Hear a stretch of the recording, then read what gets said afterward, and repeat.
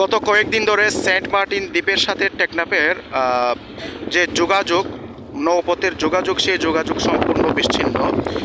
তো আপনারা সকলে জানেন সেন্ট মার্টিন দ্বীপের প্রয়োজনীয় দ্রব্য সামগ্রী কিন্তু টেকনাফ থেকে আনতে হয়। তো গত কয়েকদিন ধরে সেন্ট মার্টিনে কোনো ট্রলার, মালবাহী ট্রলার টেকনাফ থেকে ঢুকতে পারেনি, যার কারণে এখন দোকানগুলোতে, বাজারের যে দোকানগুলো সেন্ট মার্টিন দ্বীপের, সেই দোকানগুলোতে বেশিরভাগ দোকানেই কাঁচা তরকারি একদম নেই, ডিম নেই, আলু নেই,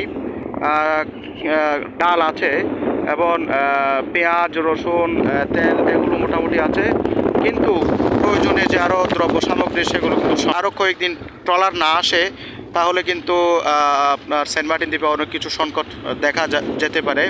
টেকনাফ থেকে ট্রলার আসার অনুমতি দিচ্ছে না। ঘূর্ণিঝড় শক্তির যে প্রভাব, এই প্রভাবে সেন্ট মার্টিন দ্বীপের বেশ কিছু জায়গায় ক্ষতি হয়েছে। তার মধ্যে সবচেয়ে বেশি ক্ষতি হয়েছে এই ডেলপাড়া নামের এই এলাকাটিতে। এখানে যে পাশে যে খালি দেখছেন, এই পাশে কিন্তু বসতি ছিল, কিন্তু ঘূর্ণিঝড় শক্তির প্রভাবে জোয়ারের প্লাবিত হওয়ার কারণে বসত বাড়িগুলো তুলে ফেলা হয়েছে।